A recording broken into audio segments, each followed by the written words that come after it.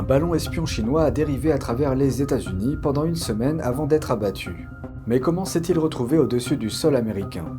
Était-ce une collecte de données ordinaire ou était-ce pour saboter les projets de discussion avec Washington? Et si oui, les luttes intestines au sein du Parti communiste chinois ont-elles joué un rôle? Qu'en pensez-vous? Faites-le nous savoir ci-dessous et abonnez-vous si vous ne l'avez pas encore fait. Bienvenue dans Regard sur la Chine. Tout d'abord, parlons du ballon espion chinois que l'armée américaine a abattu ce week-end. Des recherches sous-marines pour récupérer les restes de l'engin sont en cours et une séance du Sénat américain est prévue pour le 15 février. Le leader de la majorité au Sénat, Chuck Schumer, a déclaré que la séance comprendrait des informations sur les capacités de surveillance, la recherche et le développement et les systèmes d'armes avancés de la Chine. Il a repoussé les critiques selon lesquelles le ballon espion aurait dû être abattu plus tôt. Abattre le ballon de surveillance au-dessus de l'eau n'était pas seulement l'option la plus sûre, mais c'était aussi celle qui permettait de maximiser la collecte de renseignements. La RPC sait précisément de quoi il s'agissait. La RPC sait précisément pourquoi il se trouvait dans notre espace aérien. La RPC sait précisément ce qu'il faisait au-dessus des États-Unis. Et, enfin, la RPC sait précisément pourquoi nous avons fait ce que nous avons fait. Le secrétaire d'État a fait remarquer vendredi que si la situation était inversée, si quelque chose d'analogue se produisait dans l'espace aérien de la RPC, vous ne pouvez qu'imaginer la réaction de Pékin. Le groupe des 8 devrait également être informé dès mardi. Ce groupe est composé des principaux membres de la Commission du renseignement et des principaux dirigeants de la Chambre et du Sénat américain. Un avion de chasse américain a abattu le ballon avec un missile au large des côtes de la Caroline du Sud samedi. Il a éclaté, c'était comme des confettis. Les débris ont atterri dans l'eau et se sont étalés sur plusieurs kilomètres. Plusieurs navires et un bateau de sauvetage ont participé aux opérations de récupération. Selon les autorités, les débris du ballon seront envoyés dans un laboratoire du FBI pour analyse. La Chine accuse les États-Unis de réagir de manière excessive. Elle affirme que le ballon était destiné à la recherche météorologique et qu'il a dévié de sa trajectoire. Parce que c'est un ballon, ils peuvent agir avec une certaine impunité dans le sens où ils peuvent faire preuve de déni, en disant que c'est un ballon météo. Je pense que le message qu'ils ont essayé de faire passer est qu'ils ne sont pas d'accord avec la politique étrangère des États-Unis et la proximité entre les États-Unis et Taïwan. Le ministère chinois de la Défense a déclaré qu'il se réserve le droit d'utiliser les moyens nécessaires pour faire face à des situations similaires. Il était certainement question de faire une déclaration, de tâter le terrain et de voir comment les États-Unis réagiraient à cela. Le secrétaire d'État Antony Blinken a reporté son voyage prévu à Pékin, affirmant que les conditions n'étaient pas propices à une visite constructive pour le moment. La présence de ce ballon de surveillance dans l'espace aérien américain constitue une violation manifeste de la souveraineté des États-Unis et du droit international. Le Pentagone indique qu'un deuxième ballon espion chinois a été détecté au-dessus de l'Amérique latine. Le ballon a dérivé pendant une semaine au-dessus des États-Unis. Il a d'abord pris son envol en Chine, longeant plusieurs îles japonaises, avant de pénétrer sur le territoire américain en Alaska. Il a ensuite traversé le Canada, puis est revenu sur le territoire américain. Il a finalement été abattu au large de la côte Est. Maintenant que le ballon chinois a été abattu par un avion de chasse américain, une question demeure. À quoi servait-il? Pékin essayait-il de saboter les négociations avec les États-Unis avant le voyage en Chine du secrétaire d'État Antony Blinken? S'agissait-il d'une tentative de jauger la réponse militaire de Washington ou quelque chose d'autre? Un expert nous en parle. Des morceaux du ballon chinois ont été récupérés lundi au large des côtes américaines, tandis que les navires de la marine poursuivent leurs efforts de nettoyage de la zone afin de tenter de résoudre ce mystère.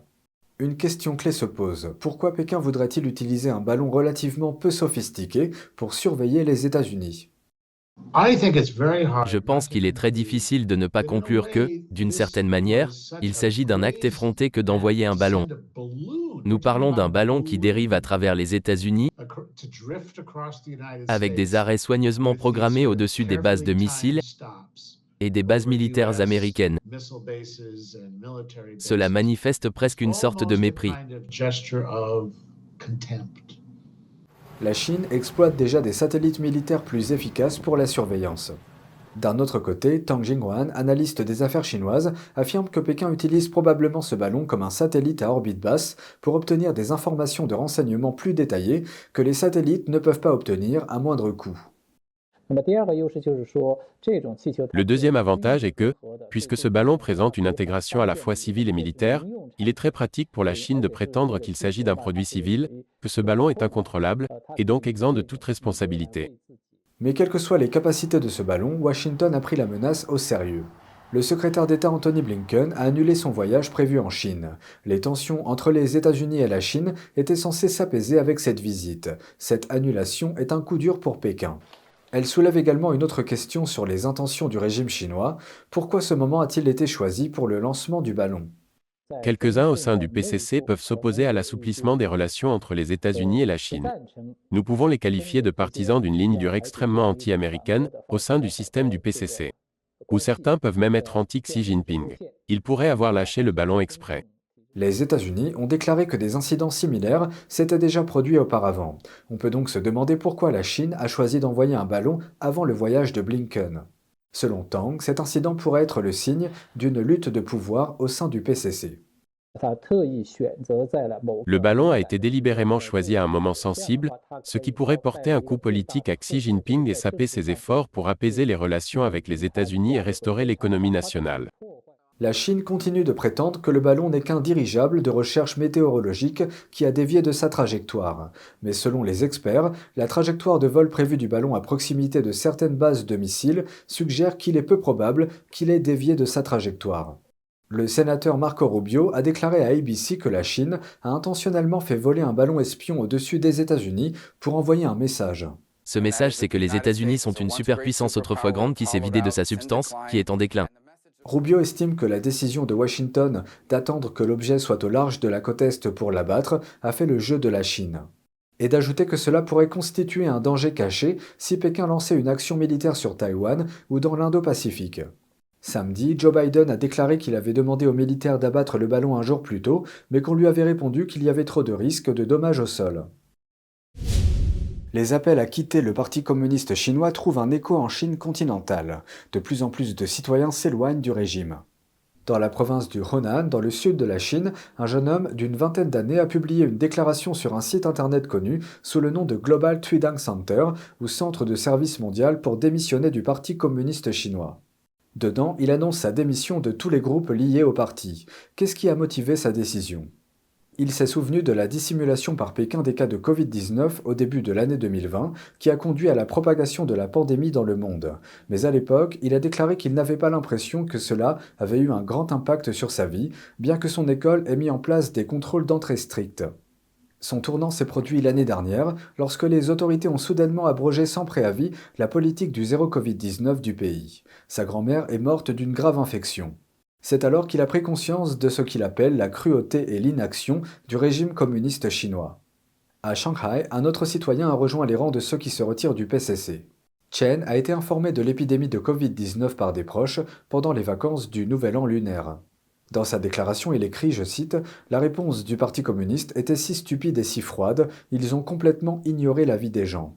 De plus en plus de gens voient le vrai visage du PCC. » Liu et Chen font partie des 400 millions de Chinois qui ont renoncé à leur soutien au régime communiste depuis 2004. Selon le centre Tuitang, la plupart des Chinois utilisent des pseudonymes pour quitter le PCC afin de se protéger et de protéger leur famille en Chine des représailles. Refuser d'oublier, refuser de pardonner, c'est la devise d'un événement commémoratif qui s'est tenu à New York ce week-end. Les participants ont déclaré qu'ils refusaient d'oublier le premier lanceur d'alerte qui a tiré la sonnette d'alarme sur la pandémie de Covid-19 à Wuhan, le Dr Li Wenliang, ainsi que les autres personnes décédées du virus. En outre, ils affirment qu'ils ne pardonneront pas au Parti communiste chinois les conséquences de sa gestion au cours des 3 dernières années. Mardi marquait le 3e anniversaire de la mort de Li Wenliang. Plusieurs manifestations similaires ont également eu lieu dans d'autres villes. Ke Tingting de NTD nous en dit plus. Ici, sur la 96e rue du côté ouest de Central Park à New York, se trouve un banc commémorant le Dr Li Wenliang. À l'occasion du 3e anniversaire de sa mort, on peut voir les gens venir ici les uns après les autres pour déposer des fleurs en signe de deuil. Une citation de Li Wenliang est écrite sur le banc. Une société saine ne devrait pas avoir une seule voix. Premièrement, nous voulons exprimer nos condoléances aux personnes décédées du virus, nous ne les oublierons pas. Deuxièmement, nous ne renoncerons jamais et ne pardonnerons jamais la tyrannie du PCC. Li Wenliang était l'un des médecins qui ont tiré la première sonnette d'alarme il y a 3 ans sur les dangers du virus du PCC qui cause le Covid-19. À l'époque, il n'était connu que comme une pneumonie inconnue se propageant à Wuhan. Le docteur Li a été rapidement réduit au silence par la police et est mort du virus le 7 février 2020. Lorsque de nombreuses personnes ont vu les catastrophes dans l'histoire de la Chine, elles n'ont souvent pas compris pourquoi de telles choses pouvaient se produire. Mais après avoir vécu la pandémie au cours des 3 dernières années, nous pouvons voir que sous le régime communiste chinois, toutes sortes de tragédies humaines sont possibles.